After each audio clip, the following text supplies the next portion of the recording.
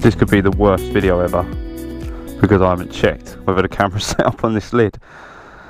So yeah, I'm going to assume a lot of people didn't watch to the very end of my last video on the Daytona, and you know, I'll do the same. Like, I don't go all the way to the end of a lot of videos I watch on YouTube, and that's fair enough. That's why I kind of put it at the end, because I thought, you know what, I'll add it in as a little bit of a, well, you know, if people are watching to the end, then you know, they can get to find out what I'm about to do. So for those of you who didn't, you'll find this as a bit of a, oh shit. So the Daytona's gone. Wasn't easy. Fucking hell, I was like, it was really difficult actually to sort of let it go. Even as I sort of left the, you know, dealership, I was like, oh shit, man, right, I'm gonna miss her big time. And yeah, there'll always be things I miss about her, don't get me wrong, but it is what it is, isn't it? You know, this provides things that the Daytona doesn't. So this is a new Steed, so it's 2016, or 17 actually, because that's how new it is, but Speed Triple R. Yeah, I mean, just going to give you a quick overview of it, and then I'm going to talk a little bit about like the Daytona and selling it and blah blah blah.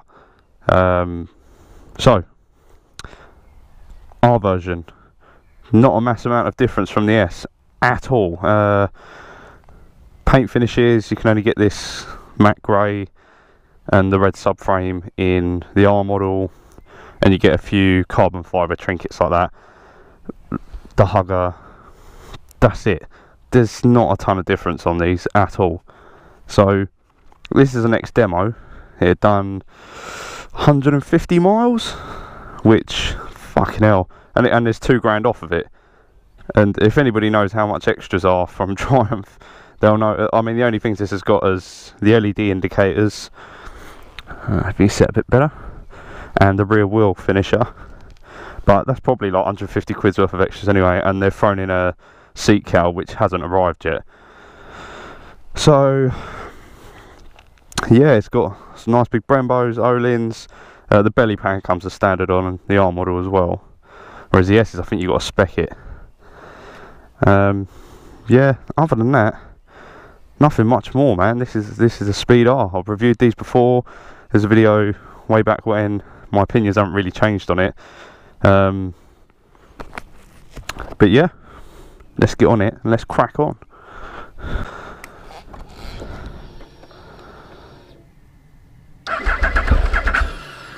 Oh, that's not a good start. There we go.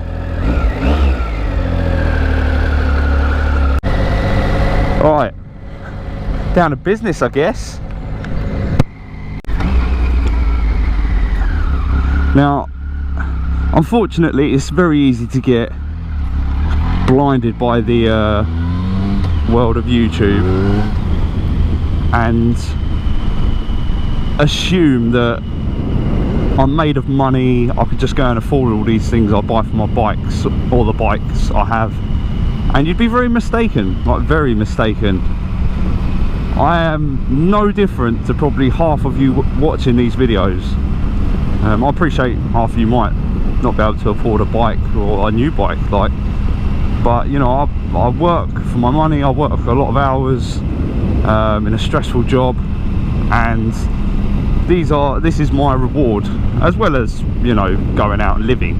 This is like, for me, my little, yeah, you know what, that's what I'm going to work towards, like having a nice bike, and not getting run over. Yeah, so having a nice bike and oh shit, fucking mouse on the road. Yeah, so having a nice bike, and you know, that's my thing. I love cars as well, but you know, bikes take priority. So anyway, I recently got a new job, and it involves working up in the city a lot, and unfortunately I commuted on the Daytona for a couple of years and put a lot of miles on it, and it was great, you know, like you know, if anybody watched my earlier videos, you'll remember me sort of uptown, you know, in and out of traffic, whatever. And it was a great bike. It's actually easier to get through traffic on that than this. This is quite wide in comparison.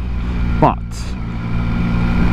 the problem is, I'm just not as springy as I used to be.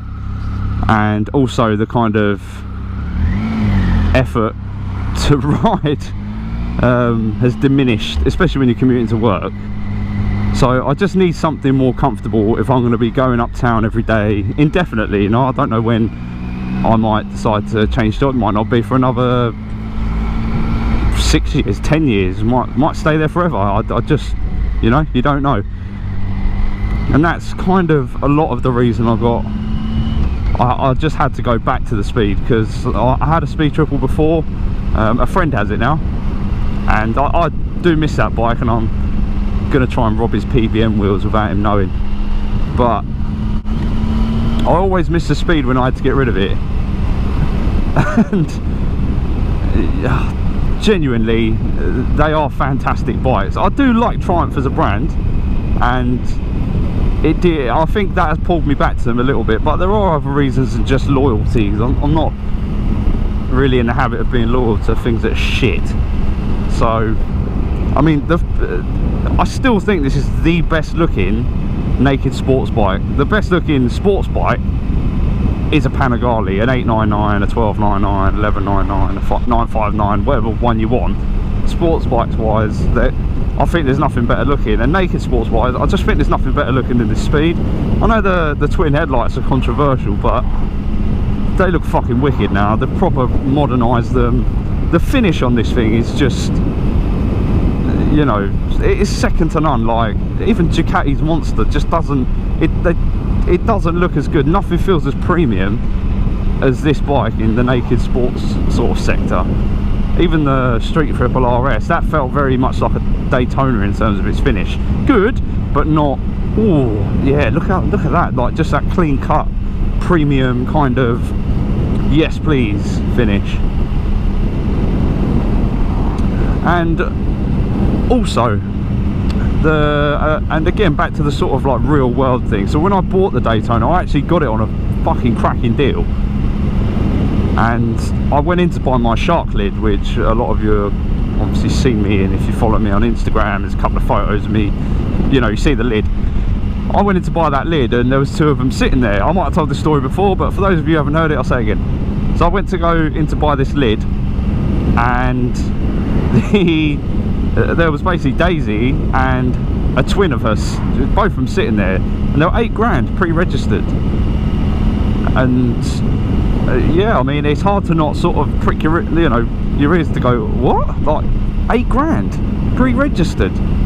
Fuck off. And you know, the story was Triumph, because obviously Triumphs are produced here, which makes them a lot more accessible for the British market, because we obviously don't have to pay import taxes, blah blah blah.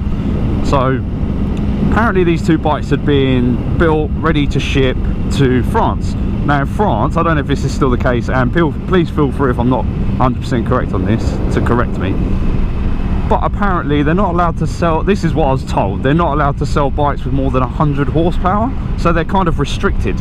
And that was what Daisy was, she was restricted initially.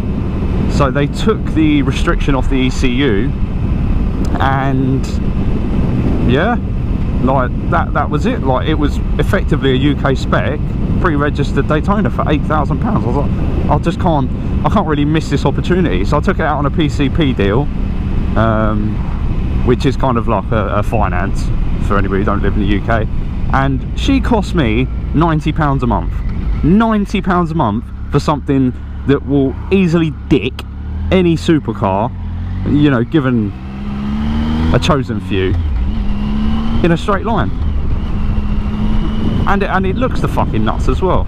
So I kind of just had to have it. So anyway, bought it, enjoyed it, and with PCP you get a mileage limit.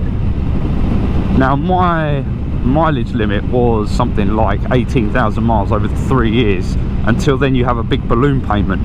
Now I did intend to keep her, I really did. Like, you know, on track she's just such a joy. Like,